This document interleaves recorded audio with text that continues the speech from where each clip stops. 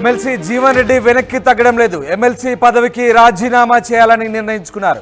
గాంధీ భవన్కి వెళ్లి రాజీనామా ఇవ్వనున్నారు జీవన్ రెడ్డి. ఎమ్మెల్సీకి రాజీనామా చేసి పల్లెలని తిరుగుతా అంటున్నారు జీవన్ రెడ్డి. పార్టీ మారే ఆలోచన లేదని, అయితే ఏ పార్టీ నుంచి తనకు పిలుపు రాలేదంటున్నారు జీవన్ రెడ్డి. ప్రజల అభిప్రాయం మేరకే నిర్ణయం తీసుకుంటానంటున్నారు. తన ప్రమేయం లేకుండా జరగాల్సింది జరిగిందన్నారు. సమాచారం ఇవ్వకుండా జగిత్యాల ఎమ్మెల్యే సంజయ్ని పార్టీలో చేర్చుకోవడంపై జీవన్ రెడ్డి తీవ్ర మనస్తాపానికి గురయ్యారు. జీవన్ రెడ్డిని బుజ్జగించేందుకు స్వయంగా అధిష్టానం రంగంలోకి దిగింది. ఉప ముఖ్యమంత్రి భట్టి విక్రమార్క, మంత్రి శ్రీధర్ బాబు ఉమ్మడి కరీంనగర్ జిల్లా ఎమ్మెల్యేలతో బుజ్జగింపులు చేయించే ప్రయత్నం చేస్తున్నారు ముఖ్యమంత్రి రేవంత్ రెడ్డి. ఎమ్మెల్సీ పదవీ కాలం ముగిసిన వెంటనే మండలి చైర్మన్ పదవి ఇస్తామంటూ బేరానికి దిగింది అధిష్టానం. ఎంతమంది బుజ్జగించినా జీవన్ రెడ్డి పట్టు వీడడం లేదు.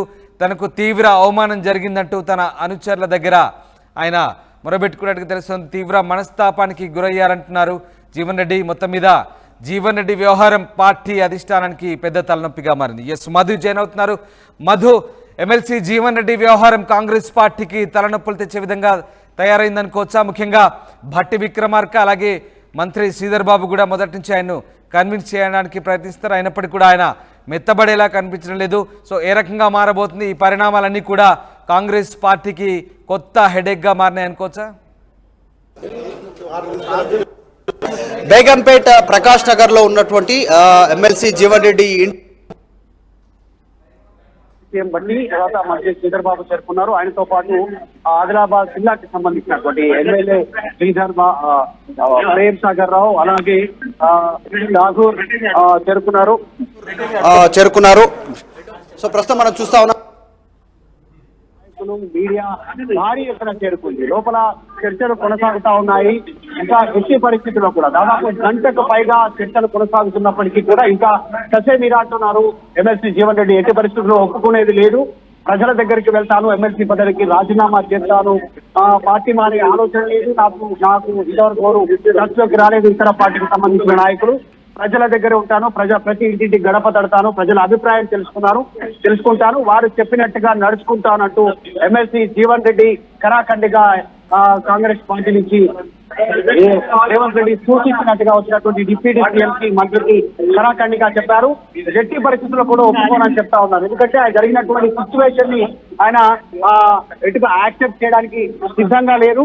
ఎందుకంటే ఇంత పార్టీలో ఇంత సీనియర్ నాయకుడిగా ఉన్నటువంటి నాకు తెలియకుండా ఎలా జాయినింగ్ చేసుకుంటారు, కనీసం సమాచారం లేదు, పార్టీ కండువా కప్పారు, దీన్ని ఎట్టి పరిస్థితుల్లో యాక్సెప్టెన్సీ చేసేలేదు అంటూ చెప్తా ఉన్నారు. అయితే ఎమ్మెల్సీ జీవన్ రెడ్డికి తోడుగా మరికొద్ది మంది ఎమ్మెల్యేలు ఆయనకు మద్దతు తెలుపుతున్నట్టుగా తెలుస్తా ఉంది. రేపు ఫ్యూచర్ లో కూడా మరొక నియోజకవర్గం నుంచి అలాగే ఎమ్మెల్యేలను జాయిన్ చేసుకుంటే అక్కడ ఉన్నటువంటి నాయకుల పరిస్థితి ఏంటి అంటూ వారు క్వశ్చన్ చేస్తా ఉన్నారు అధిష్టానానికి. ఇప్పుడు బిగ్ క్వశ్చన్ అని చెప్పవచ్చు. ప్రస్తుతం చూస్తా ఉన్నాం మీకు వెంబడవాడ నుంచి. సార్ ఏం చెప్తారు? ఆది శ్రీనివాస్ గారు ఉన్నారు.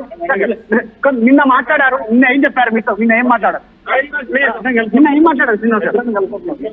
ఇది నిన్న కూడా మాట్లాడారు. వరుసగా కాంగ్రెస్ పార్టీ నాయకులు ఎమ్మెల్సీ జీవన్ రెడ్డితో భేటీ అవుతా ఉన్నారు వరుసగా కూడా. అయినప్పటికీ కూడా ఆయన తగ్గట్లేదు, ఎక్కడ కూడా నేను తగ్గే పరిస్థితి లేదు, నాకు జరిగినటువంటి అవమానాన్ని ఎట్టి పరిస్థితుల్లో కూడా దాన్ని సహించేది లేదు అంటూ ఆయన తీవ్రంగా స్టేట్మెంట్ చేస్తా ఉన్నారు. భారీ ఎత్తున దాదాపు 1000 మంది కార్యకర్తలు ప్రస్తుతం ప్రకాష్ నగర్ బేగంపేటలో ఉన్నటువంటి నివాసం వద్ద చేరుకున్నారు. అదంతా కూడా ఒకటే డిమాండ్ చేస్తా ఉన్నారు. ఎట్టి సిచ్యువేషన్ లో కూడా మరి మంత్రి శ్రీధర్ బాబు, భట్టి విక్రమార్క ఎంత సముదాయించినా కూడా ఆయన సముదాయింపులకు తలొగ్గట్లేదు. చాలా సేపటి నుంచి బుజ్జగించే ప్రయత్నం చేస్తా ఉన్నారు. అయినప్పటికీ కూడా ఆయన ఒప్పుకోను అని చెప్తా ఉన్నారు. ఆయన డిమాండ్ ఏంటి అనేటువంటిది కూడా స్పష్టం చేయట్లేదు.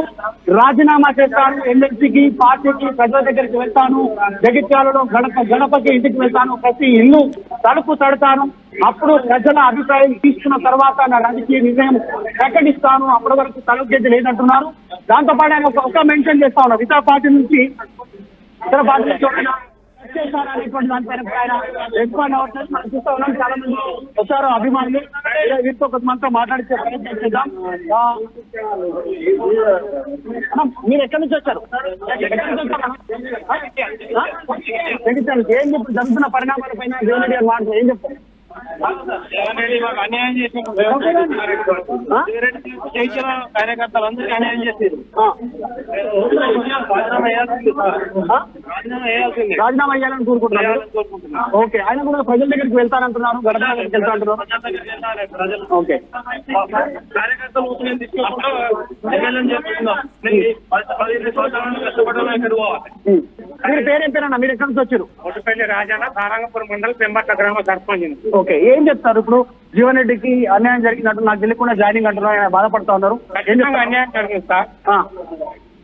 40 సంవత్సరాల నుంచి కష్టపడి పార్టీ కార్యకర్తలను పార్టీని నిలబెట్టుకున్నాడు. ఇప్పుడు ఎవరు వచ్చి పార్టీని ఎన్నికల కాంగ్రెస్ లో వేరే వారికి అవకాశం ఇస్తే ఖచ్చితంగా అన్యాయంగా జరిగింది. మా అందరికి చాలా బాధ, చాలా బాధ.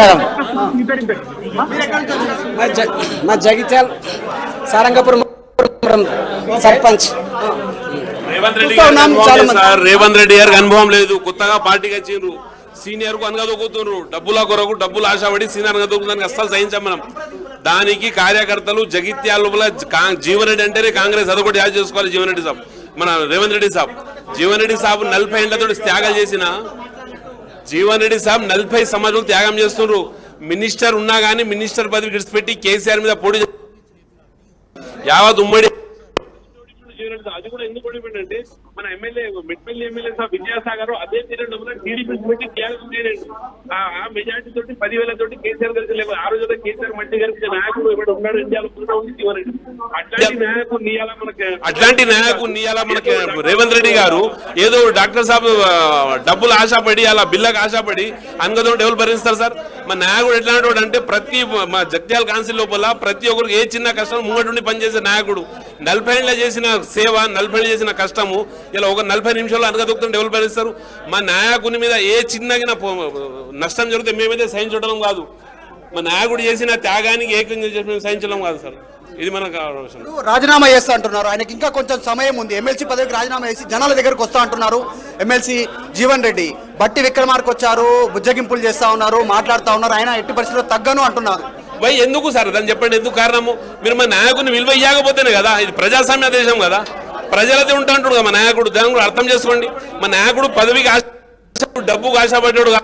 మచ్చలేని నాయకుడు ఇండియా లెవెల్ ఉన్నాడంటే ఫస్ట్ మన జీవన్ రెడ్డి సార్. ఇదే రేవంత్ రెడ్డి సార్ గారు జగిత్యాల లెవెల్ చెప్పారు. ఇండియా లెవెల్ నాయకుడు ఉన్నాడంటే ఇండియా లెవెల్ చెప్తున్నా. ఒకటి శరద్ పవార్ కు చూసినా, రెండోది జీవన్ రెడ్డి చూసినా. ఇదే నాయకుడు చెప్పిండు. ఇదే రేవంత్ రెడ్డి గారు జగిత్యాల లోపల మీరు స్పీచ్ చేసి చూడండి. ఏం జరిగింది అనుకుంటారు? ఎమ్మెల్యే సడన్ గా కండువా కప్పుకున్నటువంటి సిచ్యువేషన్ వెనకాల ఏం జరిగింది? ఇప్పుడు సంజయ్ కుమార్ కాంగ్రెస్ అది రేవంత్ రెడ్డి గారు తెలుసు. అది ఈ రేవంత్ రెడ్డి గారు ఉండి కుమ్మకే ఏదో గేమ్ ఆడుతున్నారు వాళ్ళు. కానీ ప్రజాస్వామ్యంలో నడిసే గేమ్ కాదు ఇది. కాంగ్రెస్ పార్టీ అంటే అందరు కలిసిన పార్టీ. అది మన రేవంత్ రెడ్డి అదృష్టం మంచి. జీవన్ రెడ్డి సాబ్ పీసీసీ ఒకరికి ఆశపడి మా జీవన్ రెడ్డి సాబ్ పీసీసీ రానియలేరు ఈ నాయకులు. ఆ నాయకులు చేసి నడుతుంది కదా, నడిచే కాదు. మా నాయకుడు ప్రజలతో ఉండే నాయకుడు, ప్రజా నాయకుడు కాబట్టి ప్రజా పక్షాల ఉంటాడు. పదవి అలా ఎత్తది రేపోతే పదవి ముఖ్యం కాదు. మా నాయకుని పేరు అడగండి మీరు. మా ఏరియాలో వచ్చి మా నాయకుడు ఎట్ట పేరు తెచ్చిండు అక్కడ. మీరు ఎక్కడి నుంచి వచ్చారు? ఏం పేరు మీ పేరు? జగిత్యాలే రవీందర్ రెడ్డి. ఏం జరిగింది అనుకుంటారు? అసలు జీవన్ రెడ్డి చాలా కోపంగా ఉన్నాడు. డిప్యూటీ సీఎం వచ్చినా, మంత్రి వచ్చినా వరుసగా 2 రోజుల నుంచి బుజ్జగింపులు చేస్తా ఉన్నా కూడా తలొగ్గట్లేదు జీవన్ రెడ్డి. జరుగుతా ఉంది. అవునే, జీవన్ రెడ్డి గారు 1984లో కాంగ్రెస్ పార్టీలో కలిసింది. ఇప్పటి 40 సంవత్సరాలు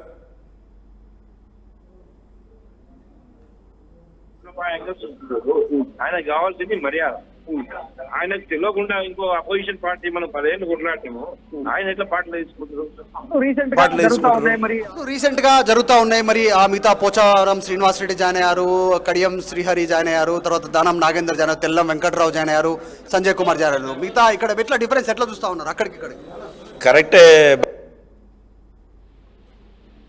ఎమ్మెల్సీ ఉన్నప్పుడు జగిత్యాల నియోజకవర్గం ఇన్ఛార్జిని అడగండి ఏ విధంగా సీఎం గారు తీసుకోవడం తప్పు కదా. ఆ ఉద్దేశంగా జీవన్ రెడ్డి గారు బాగా మీరు మాట్లాడారా? మీతో మీరు గారితో మాట్లాడారు? మర్యాద లేని మనం మా పదవిని రాజీనామా చేస్తా అని మాట్లాడారు. ఓకే, అంటే ఖచ్చితంగా రాజీనామాకి నిర్ణయం తీసుకున్నారు. రాజీనామాకి నిర్ణయం తీసుకున్నారు. పెద్దలు వచ్చారు. బట్టి విక్రమార్క గారు, శ్రీధర్ బాబు గారు, మా ఉమ్మడి కరీంనగర్ జిల్లా ఎమ్మెల్యేలు అందరూ వచ్చారు. ఇప్పుడు ఆది శ్రీనివాస్ గారు, మన లక్ష్మణ్ కుమార్ గారు వచ్చారు. వాళ్ళు మంతనాలు జరుపుతారు. ఒకవేళ సానుకూలంగా స్పందిస్తే ఓకే, ససే మీరా అంటున్నట్టుగా తెలుస్తా ఉంది, ఒప్పుకొని అంటున్నారు. ఒప్పుకోకపోతే రాజీనామా చేస్తే తదుపరి కార్యాచరణ ఏం చేద్దామన్నారు మీరు? ప్రజలలోకి వెళ్తా ఉన్నారు. అంటే ఏం చేస్తారు ప్రజలు? ప్రజలలో నాకు ఈ విధంగా అన్యాయం జరిగిందని చెప్తారు.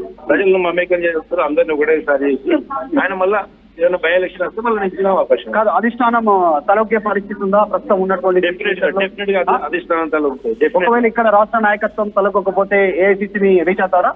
డెఫినెట్ గా రీచ్ అవుతారు. వారికి ఉన్న పరిచయాల ప్రకారంగా ఉత్తర తెలంగాణలో సీనియర్ నాయకుడు 10-15 సంవత్సరాల నుంచి అసెంబ్లీలో కొట్లాడిండు, 5 సంవత్సరాలు మండలిలో కొట్లాడిండు. ఈయన లేకపోతే కాంగ్రెస్ పార్టీకి అప్పుడు ఎవరు గెలిచారు? ఎవరు గెలవలేదు కదా. ఆ ఉద్దేశంగా జీవన్ రెడ్డి గారికి మంచి న్యాయం జరుగుతుంది. మేము ఏం పేరు? మీరేం చెప్తారు? ఏం పేరు? నా పేరు నక్క జీవన్, జగిత్యాల మున్సిపల్ కౌన్సిలర్ని.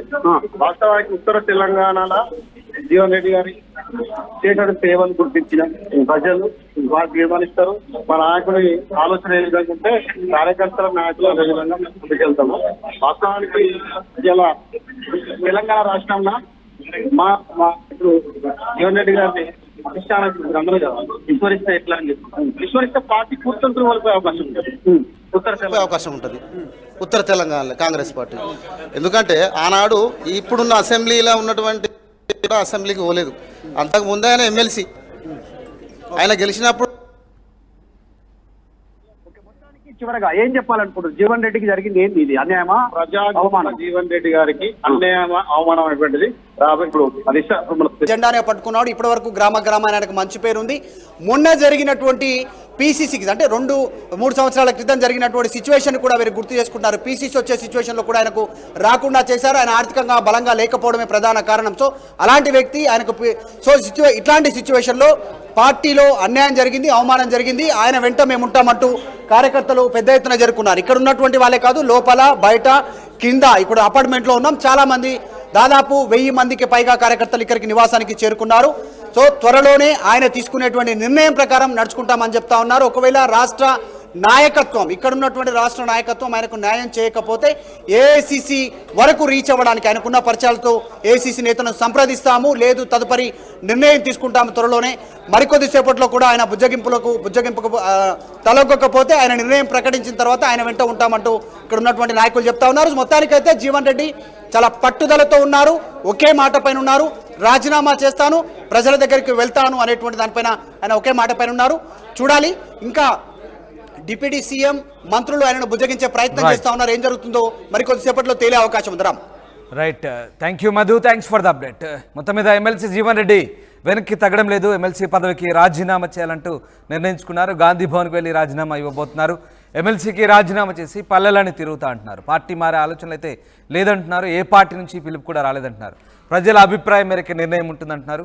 తన ప్రమేయం లేకుండా జరగాల్సింది జరిగిందన్నారు. సమాచారం ఇవ్వకుండా జగిత్యాల ఎమ్మెల్యే సంజయ్ని పార్టీలో చేర్చుకోవడంపై జీవన్ రెడ్డి తీవ్ర మనస్తాపానికి గురయ్యారు. తనకు తీవ్ర అవమానం జరిగిందంటున్నారు. ఆయన్ని బుజ్జగించేందుకు స్వయంగా పార్టీ అధిష్టానం రంగంలోకి దిగింది. ఉప ముఖ్యమంత్రి మంత్రి శ్రీధర్ బాబు, ఉమ్మడి కరీంనగర్ జిల్లా ఎమ్మెల్యేలతో బుజ్జగింపులు చేయించారు ముఖ్యమంత్రి రేవంత్ రెడ్డి. అయితే ఎమ్మెల్సీ పదవీ కాలం ముగిసిన వెంటనే మండలి చైర్మన్ ఇస్తామంటున్నారు మరొకసారి ఎమ్మెల్సీని చేసి. అయితే అయినప్పటికీ కూడా ఈ బేరాలకు ఒప్పుకోవడం లేదన్నట్టుగా తెలుస్తోంది. ఎంతమంది బుజ్జగించినా పట్టు వీడడం లేదు జీవన్ రెడ్డి. తనకు తీవ్ర అవమానం జరిగిందంటూ తన అనుచరుల వద్ద వాపోయారు. తీవ్ర మనస్తాపానికి గురయ్యానంటున్నారు జీవన్ రెడ్డి. మొత్తం మీద తన నిర్ణయం మారబోదంటున్నారు జీవన్ రెడ్డి. దీంతో ఒక్కసారిగా తెలంగాణ కాంగ్రెస్లో రాజకీయాలు ఆసక్తికరంగా మారుతున్నాయి.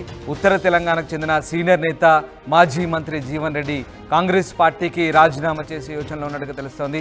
రాజీనామా చేసి ప్రజల్లోకి వెళ్తానంటున్నారు. సో ఏం జరగబోతుందో ఒక్కసారిగా కాంగ్రెస్ పార్టీలో పరిణామాలు మారబోతున్నాయి. ఏం జరగబోతుందనేది మాత్రం ఆసక్తికరంగా మారుతుంది.